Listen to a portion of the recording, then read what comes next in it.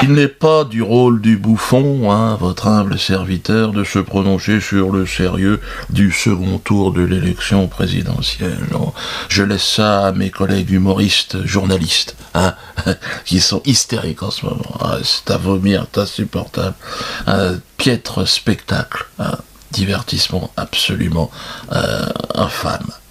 Qui serais-je, moi, Dieudonné Mbala Mbala, histrion, pèlerin de la farce et du bon mot, pour donner un avis averti sur une question que je ne connais pas, sur un monde qui m'est parfaitement inconnu. Et plus je le regarde, et plus je me dis, merde, je connais vraiment rien. Alors, j'y pressens dans ce monde de la manipulation, de haut vol, bien sûr, de l'instrumentalisation, de la perversion, mensonge. Mais n'avons-nous pas les dirigeants que nous méritons, peuple de France? Nous sommes possiblement un peuple de merde, je pense. Et donc, par une logique implacable, nous nous apprêtons à être dirigés par des merdeux. Ce qui est tout à fait normal et tout à fait cohérent. Merdeux ou merdeuse. Oh là là, je voudrais surtout pas... Il y a une parité chez les merdeux qui est absolument incroyable. Le tout est de voir les choses en face. C'est comme ça que je vois les choses. Ne pas se mentir. Il faut qu'on s'assume. Nous allons continuer, bien sûr, à être traités comme de la merde. Et j'ai envie de dire, c'est la moindre des choses. Puisque nous avons choisi nous avons choisi ça. Nous avons choisi que ces gens qui vont être élus vont s'en foutre plein les poches pendant 5 années, en nous pissant dessus et évidemment en nous traitant comme de la merde. On va me dire, Diodo, t'es un peu pessimiste. Excusez-moi, vous êtes autant responsable que moi. Mais c'est pas grave. Encore une fois, moi je suis dans une dynamique de paix. Heureusement, j'ai trouvé la paix en moi. Que cette paix soit faite par moi, en moi, et qu'elle vous soit transmise, cette paix. Les choses sont ainsi, mes amis, de tout temps. Il y a eu des esclavagistes et des esclaves. C'est comme ça. Bientôt, Macron sera notre président de la République. Il faut l'accepter. C'est tout, Il fera des signes, vous savez, il sera dans une grosse limousine, et puis il nous regardera, et puis nous, on balancera des petits drapeaux. Ouais Emmanuel Mais oui, je vais le faire. Et alors, qu'est-ce que ça peut vous foutre? Je sais qu'il y a un certain nombre d'entre vous qui se disent non, ça part en couille, putain. Ce mec, on le connaissait pas il y a 1 an, c'est un banquier, on comprend rien quand il parle. Ben oui, mais il n'y a pas besoin qu'on comprenne, parce qu'il y a rien à comprendre, en fait, si on réfléchit.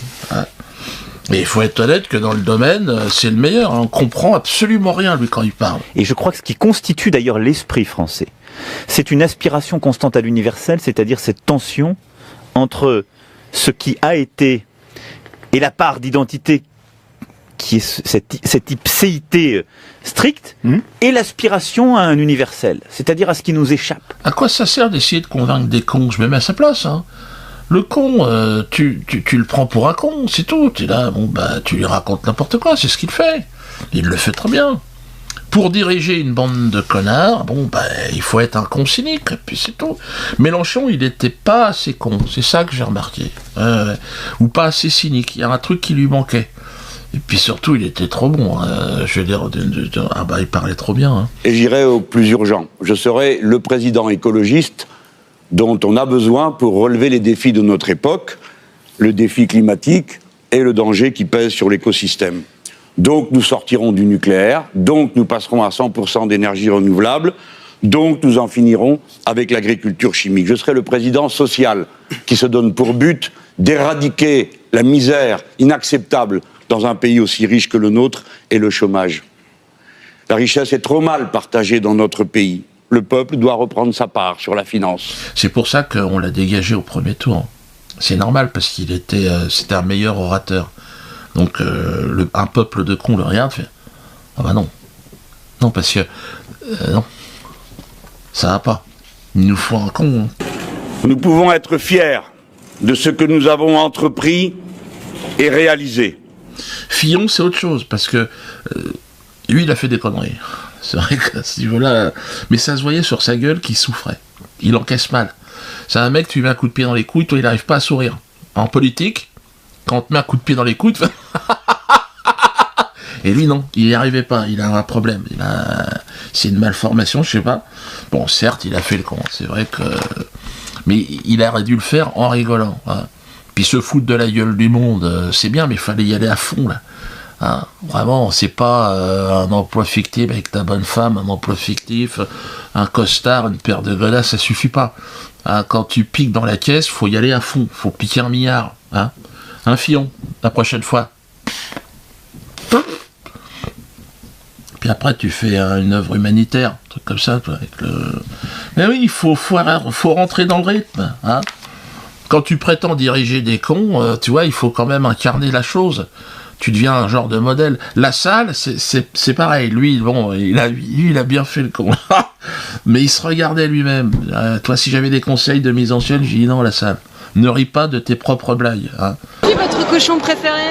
Mon cochon préféré, c'est une petite cochonne. Ah, c'est mon épouse. C'est clair qu'il a bien fait le con, mais il n'était pas assez concentré, La Salle.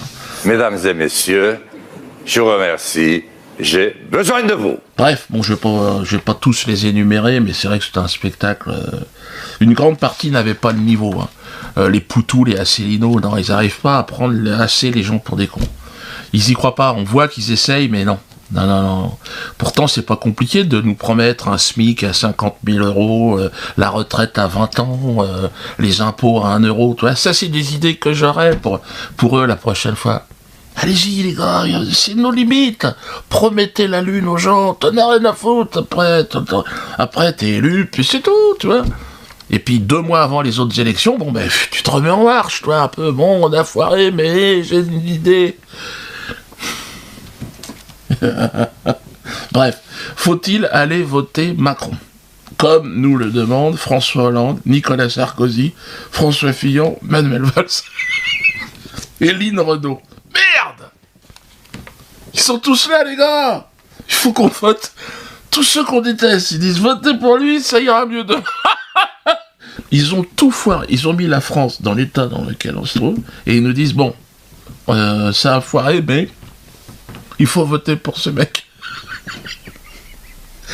Oh putain, toi, même en me relisant, je me dis c'est pas possible.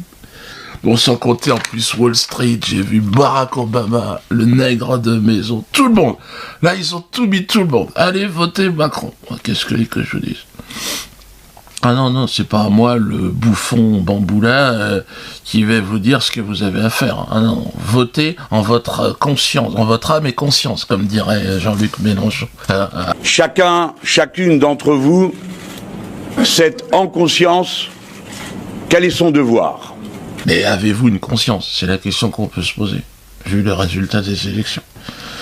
Avez-vous, par peuple de France, la conscience d'être manipulé, d'être pris pour des cons? Pas sûr, ça. Donc à ce moment-là, allez voter Macron. Oui, ça peut foutre. Un week-end, ça vous prend 2 minutes, et puis bon... soyez cons jusqu'au bout, j'ai envie de dire. Parce que voter Le Pen, ça va... À quoi ça sert en plus de ça, vous allez vous mettre en risque? Tu t'imagines, toi, de sortir dans la rue, « Ah, je vote Le Pen !» Attention, moi, tu risques de perdre ton boulot. Dans une corrida, on vote pas pour le taureau. Tu vois, parce que là, ça a commencé à... Ah ouais, les insultes face à Marine Le Pen, c'est parti. Là. Ils ont sorti les banderilles, et crois-moi bien que l'autre toréador, là, ça va y aller. Dans 15 jours, je vous raconte pas à la réputation qu'elle va avoir. Elle va être habillée pour l'hiver. Même moi, je pense que si elle me demandait un selfie, là, dans 10 jours, je lui dis, oh non, Marine, dis donc, oh. Et, en termes d'image, là...